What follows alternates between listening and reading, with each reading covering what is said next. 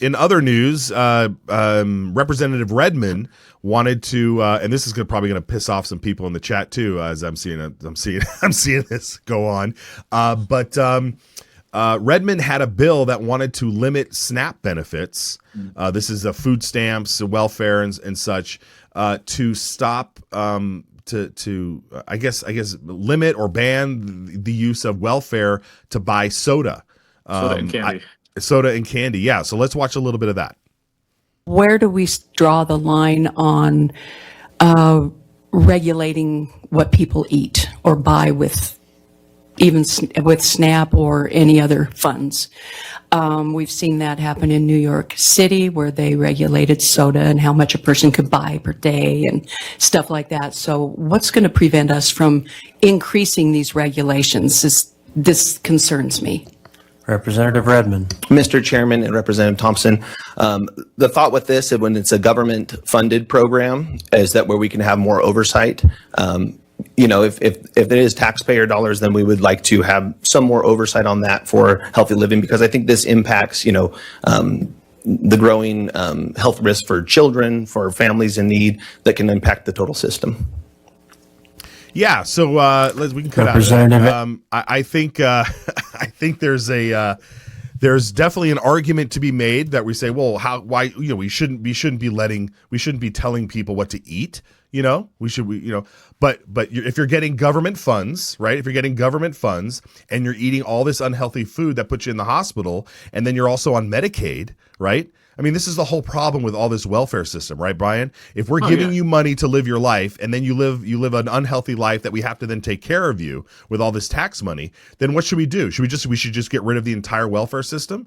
Or are we now become your daddy and become your parents? Because when my house, our kids don't drink sodas, right? We don't drink sodas. I don't want to have to pay for more dental bills. I don't want to have to take them and get them tested for diabetes later on in life, right?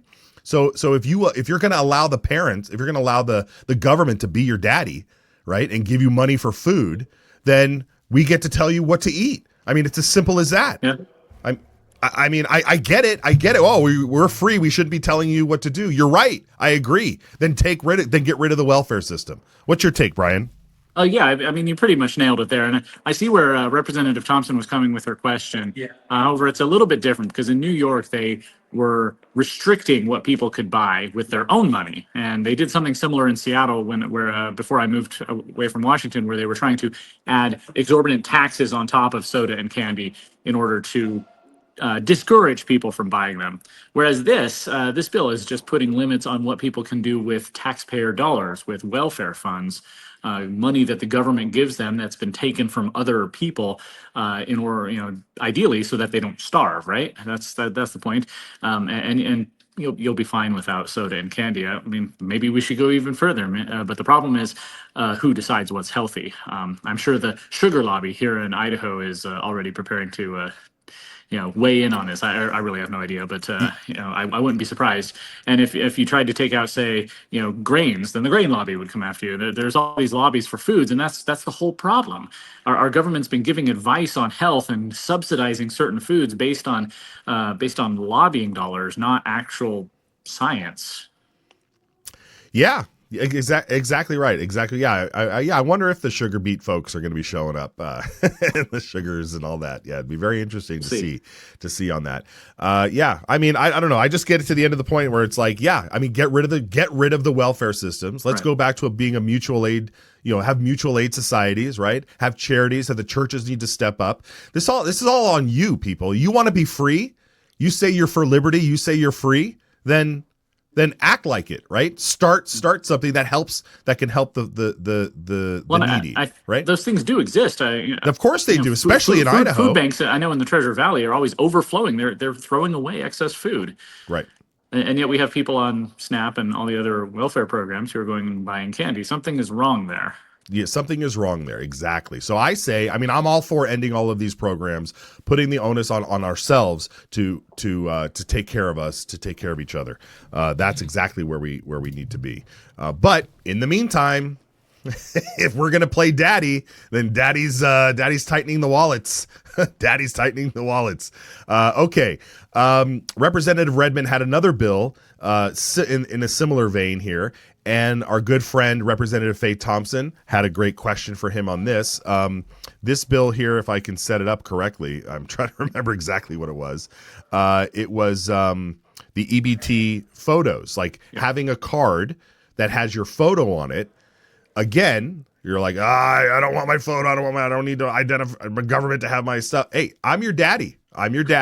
Right? If I'm going to give you a card to spend your EBT funds, then you can't sell that card to somebody else and have them use it. And then you take the cash and go buy off whatever you want. So his whole notion is we want identification on the card, photo ID, so that way the clerk can verify if you're using the right card or not. Representative Faye Thompson, a good friend here, she had a very good point to make. Let's watch that. Representative Thompson. Thank you, Mr. Chairman. Representative Redmond, what about a situation where a disabled individual is not able to go to the store for themselves and they need somebody to do their shopping for them? How would we address that kind of a situation? Representative Redmond. Thank you, Mr. Chairman and Representative. I think a way that could be addressed is getting a power of attorney declaration through that person. It is an issue, right? But I believe through that power of attorney, they would have authorization to use that. Committee, don't see. Brian, what's your take on that? How do we solve that situation? Probably a not a huge issue, widespread, but it's a valid point. Well, there's a very deep conversation buried here about where our society is going with regards to trust. People talk about how we don't really live in a high trust society anymore. The place where you can leave your car doors unlocked or your front door unlocked in the middle of the night and trust that your neighbors aren't going to break in and take your stuff. Due to a lot of factors, we're moving into this low trust society where if there's a loophole to be exploited, if there's something to be taken advantage of, then there's someone out there who's going to do it. And that's what's happening with this whole welfare program. The idea is people are hungry. They can't make enough money to feed themselves or their families. So the government's going to step in and give them this ability to buy food that they need. Yet there's a lot of people who take advantage of that, who defraud the program, who use it in ways that they shouldn't. And so Representative Redmond's bill is just, one step in trying to ensure that the people who actually need this help are the ones who are receiving it. Representative Thompson has a good point there, but it's sad that we've come to this place, because if we still lived in a high trust society where we all trusted each other to do the right thing, then those who needed the help, we would trust that if they needed to give their card to someone to buy food for them, then it was all on the up and up. But right, like Representative Redmond said, I think that's a pretty straightforward fix. Yeah, I think so as well. And you make a great point on us being a low trust society, and it just kind of goes back to the thing that we put way too much on the federal government to take care of us, and the state government too. Did we play something already that mentioned? There was somebody who said something today about it was we don't have the clip, but it was in that particular debate on the EBT cards. Representative Furryman out of Blackfoot or Bingham County, I think, somewhere out there. He asked the question on restricting the EBT dollars. The whole point is to cut down on fraud, right? We don't want the fraud using the EBT cards, and so this photograph thing would ideally lower the amount of fraud that's happening. He had a question where he said, aren't these federal dollars, the dollars that are actually loaded up onto the card, aren't they federal dollars? And Redmond verified that the dollars that go onto the actual card are federal dollars. And his point was then why do we need to worry about it? Because it's not Idaho dollars. And I just thought, here we are once again thinking that federal money is not your money. Why do people still think that, Brian? It's It's like out of sight, out of mind, or something. The federal government's $37 trillion in debt, and they can just print money, so it's all free, right? That's what they say about Medicaid expansion. We were told Medicaid expansion is basically free money because it's 90% federal dollars, and we only have to supply 10%. But that's still our money. It's not going through the Idaho government, but it's still being taken out of our paychecks, or even worse, it's being taken out of our lives due to inflation, or even worse, it's that debt is this giant meteor that's slowly heading our way, and it's going to hit us in our lifetime or our grandchildren's lifetimes. It's not free money. It's not free money. It's still our money. It's still our money, and it needs to be accounted for if we're going to be handing it out to people to go buy whatever the heck they want. Okay. Well, Brian, on Monday, the tax bill is going to be up on the floor. Also, what was the other one I had mentioned? The Representative Tanner's Fauci Hunter bill. Yeah, the Fauci resolution will be on the floor as well. Yeah.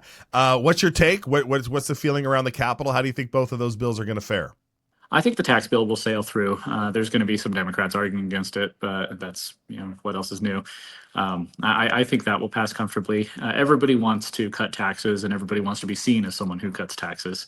The Fauci Hunter, the statement, the resolution saying that Dr. Fauci is not immune to prosecution in Idaho.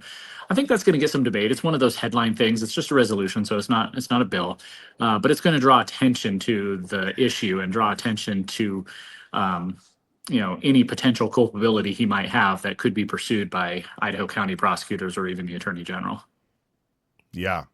Okay. And then what do you expect? Anything you're hearing about other bills that we should take note as they come down the line next week? Yesterday, Representative Horman introduced the new school choice tax credit bill, and I've been digging through that. Other people have been digging through that, so we'll learn more about it next week. I'll try to have a report on that soon, but also the actual hearing will be next week. Senator Nichols, her bill to allow people to have backyard chickens will be heard 8 a.m. Mountain Time on Tuesday morning. And I plan to be there to testify because I want to have some chickens in my backyard. Oh, fantastic. Yes. Yeah, you're affected by this personally, right? Yeah. That's right. Okay, good. All right, well, we'll be watching that stuff. I think we'll have an article from you later today that we'll post out as well. So we'll have that. And then where else can folks follow you over the weekend? Of course, gemstatechronicle.com for all my work, and at gemstatebrian for live tweets and random observations and sometimes humorous anecdotes. I was live tweeting the Senate State Affairs this morning, so it's caught some good information there. Yeah, that was good. Very good. Yeah, there was a lot of activity yesterday when I was traveling, so I missed it a lot, but we were taking note of it. And so, yeah, we definitely want to look into that school choice bill and some of the other things that you'd mentioned and didn't mention because there was a lot of activity. So, all right, Brian, we'll have a great weekend. We'll see you back here on Monday. Very good. All right, folks, we're going to take a quick break, short or long. I don't know. The producers are in charge. We will be right back. It's our job to maintain the proper role of government and what we were tasked to do.